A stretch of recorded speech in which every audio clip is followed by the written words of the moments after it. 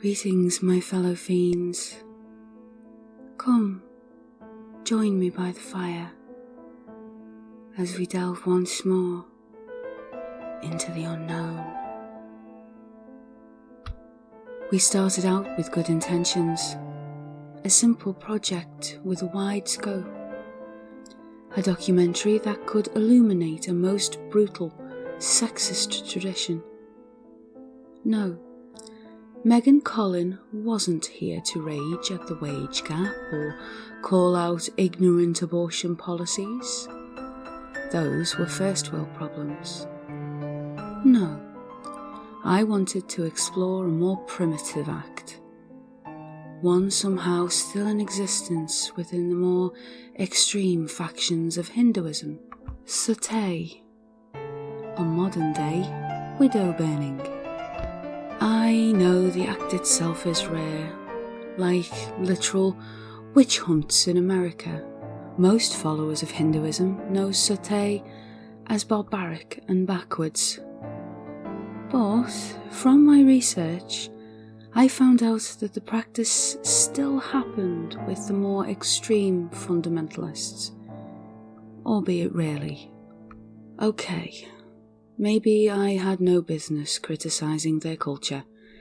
After all, the last thing I wanted to be was an ugly American. I mean, yeah, I can put up with other countries eating our cute pets as if they were delicacies, but we were talking about human lives here. Innocent women coerced into burning themselves after their husbands died. What kind of crap was that? I mean, goddamn, I have been single my whole life. The lifestyle ain't that bad. Call me a feminazi, but the fact that people could still defend sati sickened me, downright chilled me to the bone, and the more I did research, the more horrified I became. Even more so once I found out that sati was practiced by an extremely small sector of Indian Americans, especially amongst the ones right here in Atlanta, Georgia. The topic was ripe for today's climate. Everything about sati was perfect for my senior project, and my team was good, real good. Laura had been my roommate since freshman year. From the Walters Hall dorm to our current city apartment, she was the creative artist to my academic warrior, and she was almost done with her internship in Inertia Films. With long flowing blonde hair and a round face, Laura was pretty, even with her bright highlights and even brighter dresses. I wasn't as tall as Laura, a little chubbier, but definitely more fiery. Beneath the professionalism of pantsuits and glasses, I wasn't afraid to explore controversy, both on paper and in person. Once I had my master's in women's studies, I planned to go into journalism and blogging, so it made sense to team up with Laura for this project, especially since her boyfriend Jeff was an aspiring filmmaker. Sure, we were all amateurs, but this documentary wouldn't just secure our future. This expose on modern-day sati would change the world. The three of us did our research. We explored Atlanta's Hindu scene, particularly the fundamentalist sectors. We navigated the religion's many local websites. Each successive interview revealed more and more, my blue eyes like lasers helping us coerce the dark rumours. Finally, we had a group suspected of still practicing widow burning. The Sekawat family. Immediately I set my sights on their youngest son, Mark. He was a bit older than me, attractive, smart, without being out of my league. On his Facebook picture, Mark's big eyes drew me in. He was tall, worked in IT, and let's face it, I had a weakness for beards. In our apartment living room, Jeff and Laura managed to convince me. Jeff's wiry frame trembled with excitement. "You gotta find him," he said. His wild shoulder-length hair matched a blonde scraggle Laura was somehow attracted to. "You hook him and this is it, Megan." "He's right," Laura agreed. So, like an undercover cop, I infiltrated the weird world of dating apps. To my surprise, there were quite a few matching us basic Americans with the more interesting Indian Americans, and Mark was, without a doubt, one of the better matches. Beneath Jeff's unrelenting camera and Laura's nosy gaze, I started talking to Mark online. Our conversations casual but flirtatious, and to my relief, he was at least attracted to me. Always a welcome stroke for this girl's ego. Mark didn't even start sending me dick pics until the second week, and only after he asked. So hey, another score one for Mark. As we talked, I found out more about the Sakowat's family traditions. By all accounts, they were pretty strict, pretty primitive. But Mark said he was the black sheep. He was Americanized all the way. Facebook pictures of his days spent partying at Georgia Tech, frats and crazy office parties made that clear. But still, I pressed on. We graduated to phone calls, FaceTime, and our relationship was accelerating, even as I stayed at a clinical distance. Soon, Jeff and Laura taped one of our phone calls in the living room, and I leaned back on the couch. "How far back do your family's traditions go?" I asked Mark. "Way back," he said through a perfect American accent.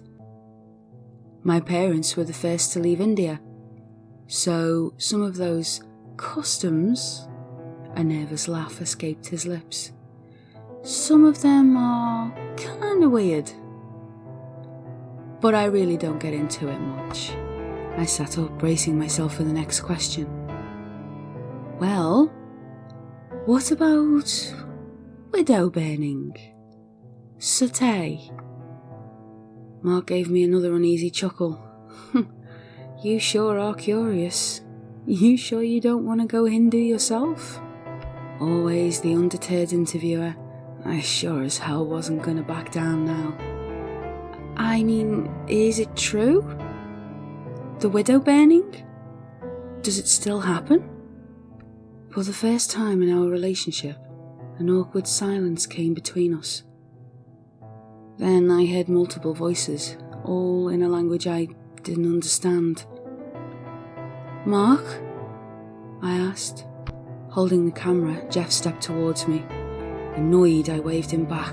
"Leave me alone," I said in a harsh whisper. Laura gave Jeff a quick hit to the shoulder. He cringed. "Ow!" "Hey," Mark's voice returned. I shifted on the couch. "Yeah, you there?" "Yeah, sorry. I just had to deal with something." I fake laughed. "Oh, I understand. But what were you going to say about... Do you want to go out tomorrow?" Mark interrupted. Our first date was a cloudy, ugly day, only appropriate considering I didn't have much interest in the guy. Okay, so he looked even better in person, the body was on fleek. This was Beefcake Millionaire. But still, I had to be Megan the investigative journalist, not Megan the thirsty single bitch. After binge-watching 90 Day Fiancé, I expected the day to be Cringe-topia City. But instead, Mark was charming, even respectful. A byproduct of being raised in such a strict Hindu household, I figured.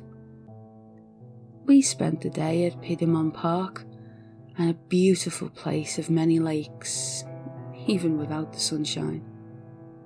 To stay safe, I text Laura from time to time. but I never felt uncomfortable. The only time I ever got scared was when Laura's text made my phone convulse. Mark stopped us near a gazebo. "You know, you're a beautiful girl." Those cheesy compliments worked every time. I couldn't resist. We looked into one another's eyes, and then anticipation hit me. Once Mark placed his hand against my face, I exploded with excitement, and then he gave me that first kiss. I tried to keep cool, tried to battle those butterflies, all in the name of women's lib Megan. Cracking a smile, I struggled to look at him. "Well, you're not so bad yourself." All of a sudden, rain poured down. The storm had started. "Oh God!" I cried, embarrassment replacing my rising elation. My makeup was so screwed. Laughing, Mark grabbed an empty cardboard box lying on the ground. In true survivalist fashion, he held it over us. Now I had protection from the storm, and so did my foundation. He snatched my hand. "Come on," he yelled. Like crouching soldiers dodging gunfire, we ran to the parking lot. The box had decent cover against the bullets of rain. We jumped into Mark's Honda. He tossed the box outside before grabbing hold of my hand. Our smiles only grew bigger. The two of us entombed there inside the vehicle for the time being. Amidst the constant pitter-patter of rain, Mark pushed his long curly hair aside. His gaze matched mine. He leaned in close. My phone vibrated with another dose of Laura, but I ignored it. I was too lost in Mark's eyes. In our next kiss. From there, our relationship grew stronger. Mark moved fast, but at Jeff and Laura's insistence, I played along. Not that I was complaining. I still had all summer to finish the project, not to mention the sex was amazing. But I wanted Mark to trust me, to really like me. Oh hell, was I falling in love? Well, not that I'd know. 25 years of being single can really screw with your mind. I tried to convince myself romance wasn't possible. Instead, I kept pretending to be Megan, the investigative journalist. Still told myself that this wasn't true love. That I was doing this to get closer to Mark's family, for the sake of women's rights, an honourable excuse. Right? The only problem was that the Sekowits were not telling me anything. They kept me at a comfortable distance. I saw no ceremonies, no customs, no sign of this supposed Hindu craziness, no signs of the satay. After a month, Mark proposed to me. At first I panicked, until I thought of Laura and Jeff. How far we'd come in this project, and how I did like Mark. Oh, the ring was gorgeous after all. And then there was the promise of more memories, the promise of more sex.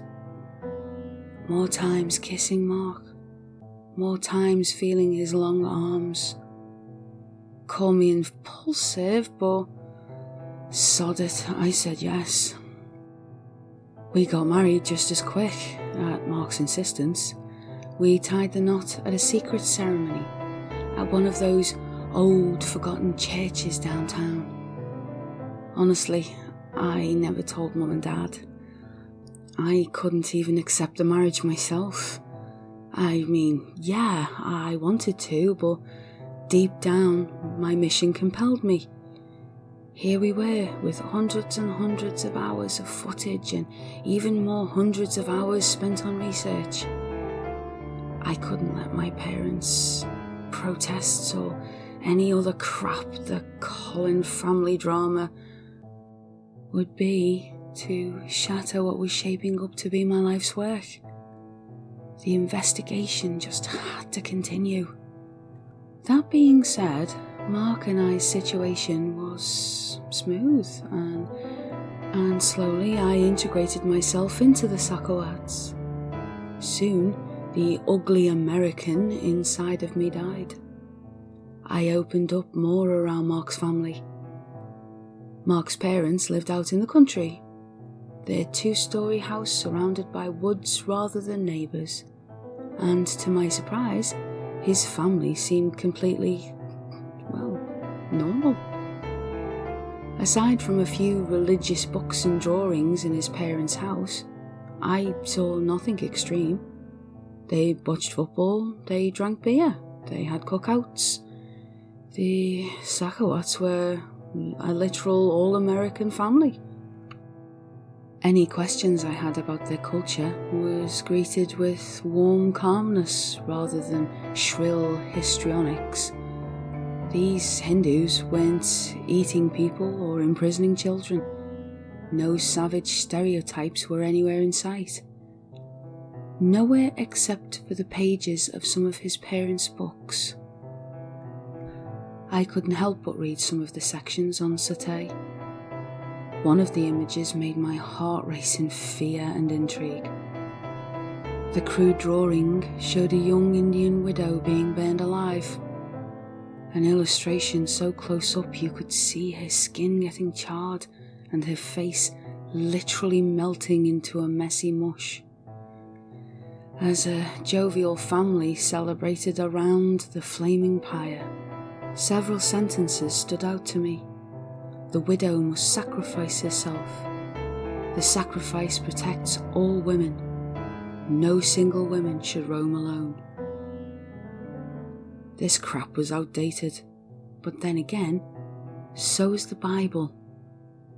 Overall, Mark's family showed no signs of being the savages social media branded them. In May, I moved into Mark's apartment. Laura and Jeff were getting impatient, and honestly, I felt pressure, both from them and from my own deadline. But I had no choice. Mark and I were now married, so I couldn't just force the Satay questions upon him. How much of a racist son of a bitch would that make me look? Not to mention the fact that I actually liked the guy. So, I stayed the course. When the time was right, Megan, the investigative journalist, would come bitching back. But right now, I just wanted to have fun. Not with Laura or Jeff, not with anyone but my husband. Friday night, Mark and I shut the bars down downtown. Both of us got smashed. We took an Uber back to the apartment, each of us overcome in drunken laughter. I helped him up the long staircase to apartment 20, and we staggered into our dark entryway. Mark closed the door and playfully rubbed his temple. "Man, it's hard keeping up with you," he teased. I stopped in the kitchen. My laughter faded to nervous silence. The lights were already on, showcasing Jeff standing by the counter, an eerie frown on his face. But those anxious eyes gave away his fake toughness as always. "What the hell is this?"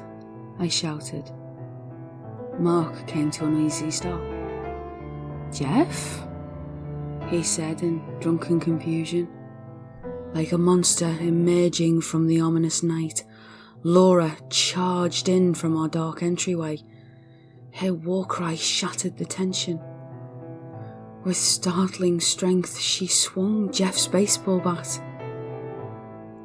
Mark didn't have time to turn. No time to react.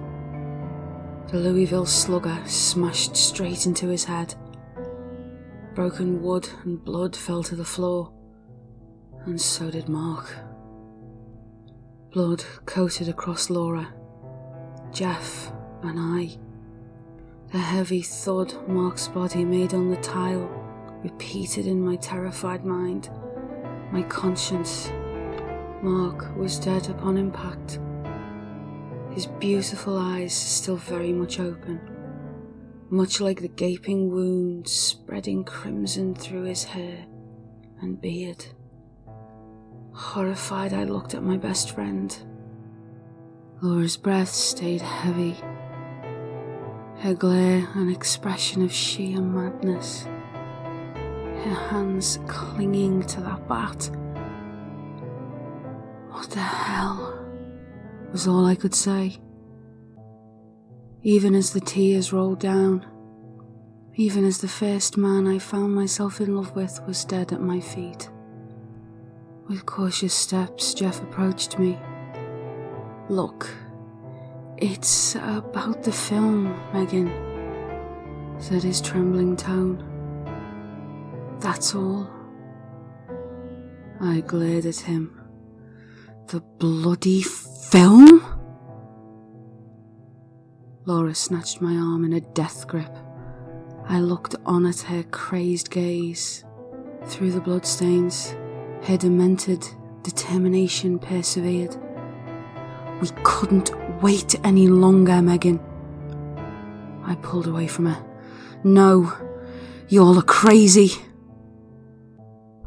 They were never going to tell us about Satay. Don't you get it?" The hard truth held me hostage, but I didn't feel any less slimy, especially when I laid eyes on Mark's body again. His sexy beard now reduced to a gory ginger shade. "We have to start it ourselves," Laura continued. "It was the only way," Jeff chimed in. Laura grabbed me by the shoulders, her attempt at comfort compromised by the busted murder weapon she still held. Blood still spilt off the bat's many splinters. "We couldn't wait any longer, Megan," Laura said. "I couldn't wait any longer. The internship is over. You're almost out of school." She leaned in closer, for once overpowering my piercing blue eyes. "Just think about it, Megan. We had to do this. We can make money, help the world. This could launch our careers." Battling his own guilt, Jeff leaned back against the counter, avoiding all contact with Mark's corpse. "They're the ones who are wrong, man, not us." I flashed him a look of disgust. "Exactly," Laura said. She shook me in her violent grip, pulling my worried gaze back towards her. "They're the ones who still practice the satay. You know they still do." The room grew more claustrophobic, more mad. My emotions swelled. The sadness sunk into my soul. "But we don't," I mumbled. "I know they do," Laura proclaimed.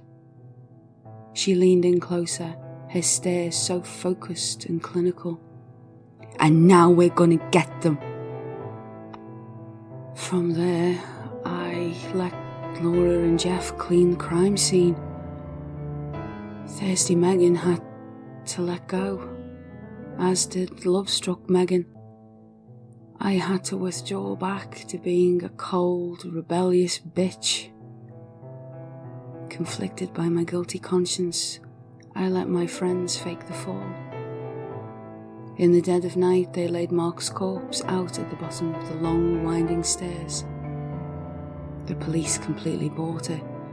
Mark's death was ruled an accident, a fatal fall brought on by alcohol. I was cleared, but still, I had a painful wake to attend, one being held at my in-laws' house. Around 3, Jeff, Laura, and I journeyed into the country. Wearing dark dresses and suits, we entered the lavish Saquat home. To my relief, The crowd wasn't overwhelming. Not many of Mark's relatives lived in the state after all. So, there was maybe a group of 20 in attendance. With Mark's parents' permission, Jeff got to film the entire thing. The family's traditional Hindu music a soundtrack for the scene. Everyone wore bright clothes, psychedelic robes, loud coats, their jewellery more lit and colourful than a Christmas tree. The family never cried either, never showed sadness. Instead, they were all smiling, somehow content with their son's tragic death. Most of us stayed around the wide living room table. Several tables offered shrimp, apples, crackers, even alcohol. The closed caskets stay on display in the centre of the room. And yet, Mark's family created a party atmosphere. Like actors, Laura and Jeff wore their sad faces, offered faked condolences to the relatives, all while Jeff kept the camera flowing. The booze did little to ease my pain. I stumbled through my words and interactions with Mark's family, the coffin giving me a constant dread. Laura pulled me to one side. "What the hell are you doing?" she whispered. Angrily, I pulled away from her.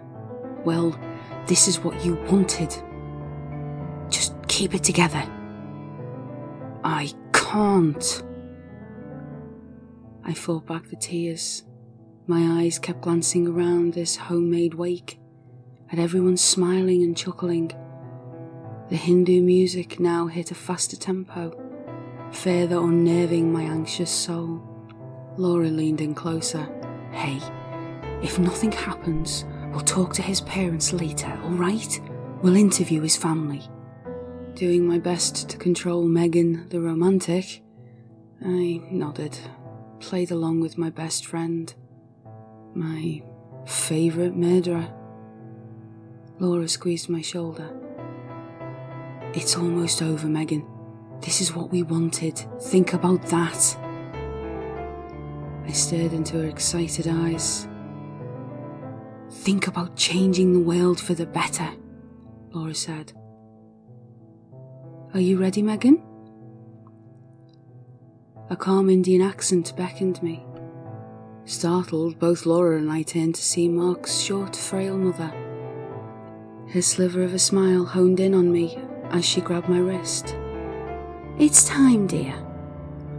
Mark's mum put a glass of wine in my hand, blood-red wine. "I'm sorry?" I said, confused. "Time?" Laura asked.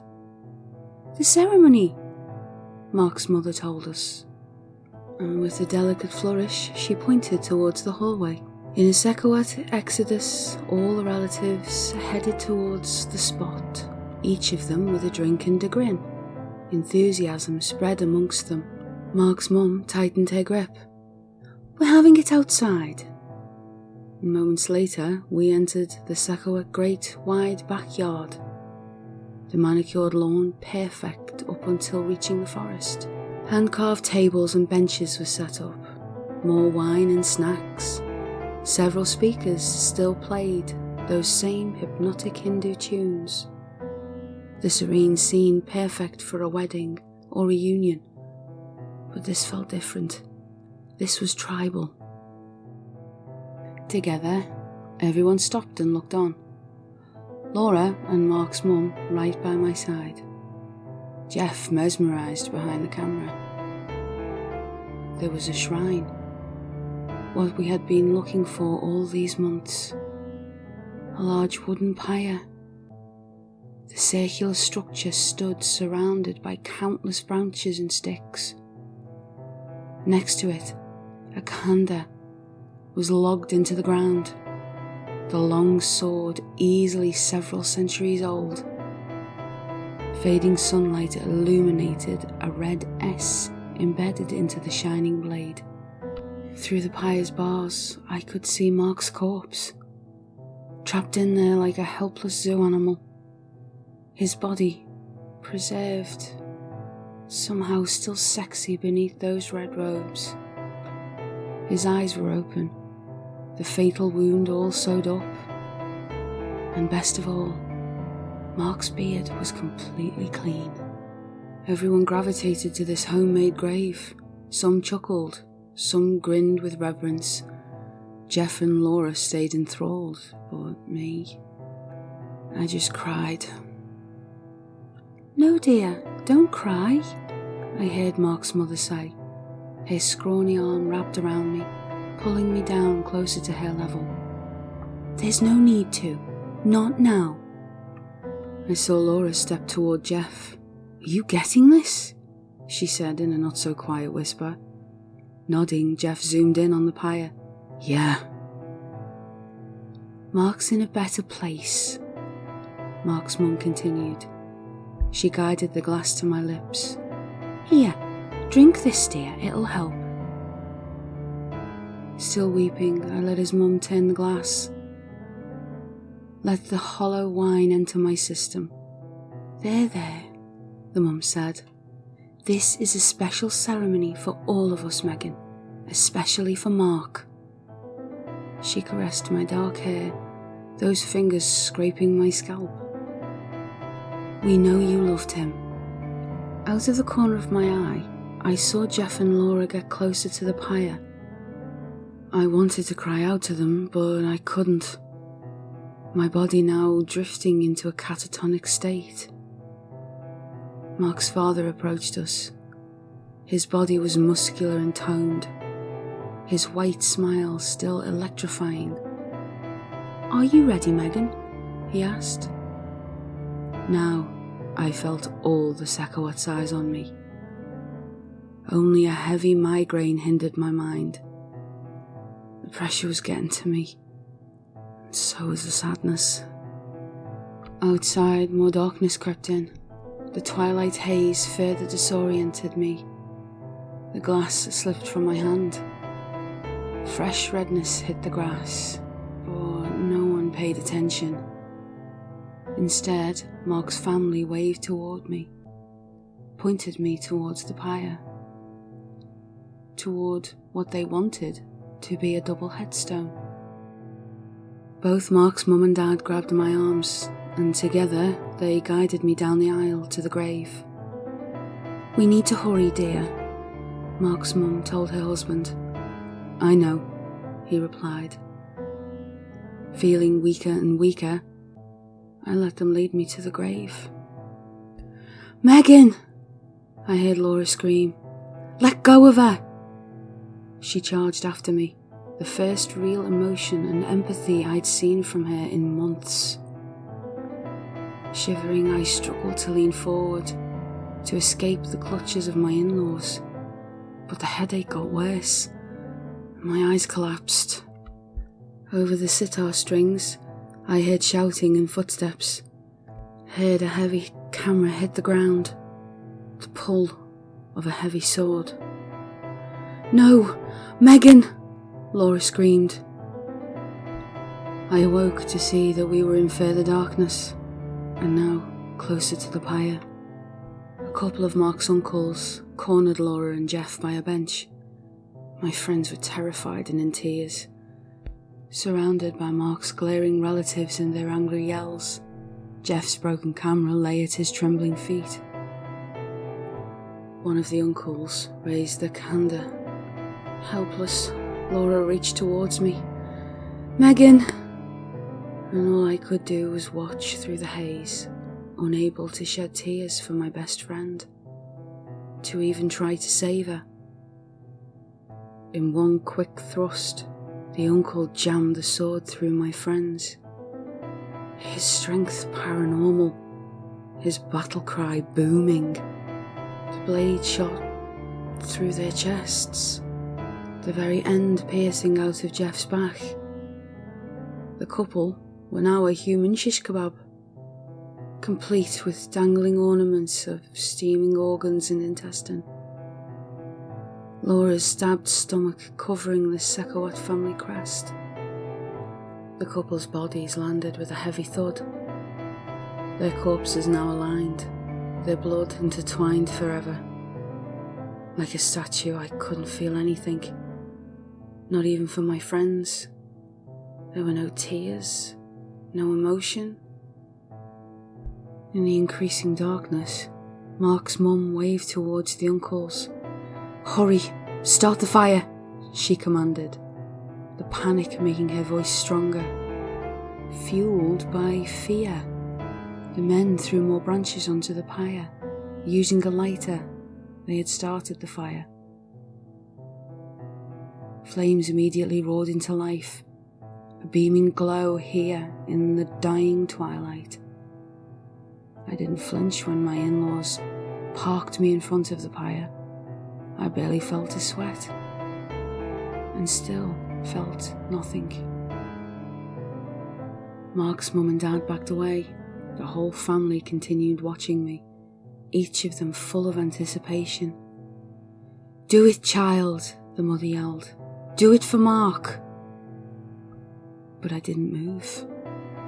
I stared on at the flames, at this cozy cremation.